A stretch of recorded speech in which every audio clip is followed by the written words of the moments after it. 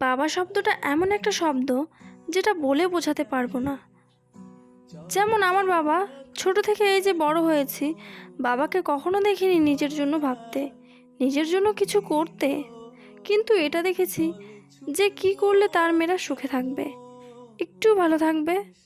আমার বাবা এক কথায় বলা চলে আমাদের জন্য সুপার হিরো। তিনি সব কিছু করেছেন আমাদের জন্য। যেমন এই যে আমরা 4 বোন, আমাদের কোনো ভাই নেই, কিন্তু তাতে আমার বাবার কোনো আক্ষেপ নেই। ইভেন উনি গর্ব করে বলতেন আমার মেয়েরাই আমার ছেলে। যেমন এই যে আমাদের এই বাড়িটা দেখতে পাচ্ছেন, আমার বাবা চাইলেই উনি এইভাবে না বানিয়ে ছোট করে বাড়ি বানাতে পারতেন, কারণ আমরা খুব মিডল ক্লাস ফ্যামিলি থেকে বিলং করি। বাবা এত খরচ না করে কিছুটা সেভিংস করতে পারতেন, কিন্তু বাবা তা করেনি। কিন্তু মা বাবাকে অনেক বোঝাতেন বেশি টাকা খরচ না করে কিছু সেভিংস করতে, কারণ আমরা তো 4 বোন, সেই তো বিয়ে করে পরের ঘরে চলে যাব, পরে তো ঘর ফাঁকা পড়ে থাকবে। কিন্তু আমার বাবা বলতেন আমার মেয়েদের যেন কোন রকম কষ্ট না হয়। উনি তো বাবা, মেয়েদের কষ্ট দেখতে পারে না। কিন্তু বিধাতায় যে অন্য কিছু লেখা আছে এটা কে জানতো? আমার বাবা কি আর জানতেন উনি এত তাড়াতাড়ি আমাদের ছেড়ে চলে যাবেন? এই যে আমি দেয়ালে জল দিচ্ছিলাম, এটার কাজ বাবা ফুল কমপ্লিট করতে পারেননি। বাবার শরীর খারাপ হয়ে যায় প্রচণ্ড।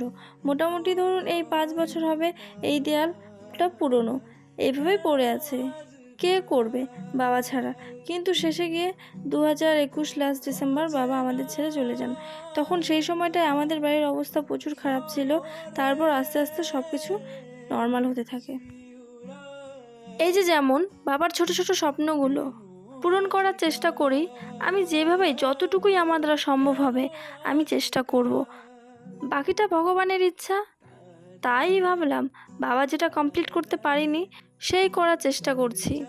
বাবা সুস্থ থাকলে হয়তো এতদিন সময় লাগতো না, তার আগেই কমপ্লিট হয়ে যেত। সেটাই আজ আমি করছি, বাবার ছোট্ট একটা স্বপ্ন পূরণ। এই যে দেয়ালে জল দিয়ে ভেজাচ্ছি, ভালো করে জল দিয়ে ভেজাতে হবে, না হলে মশলা আটকাবে না।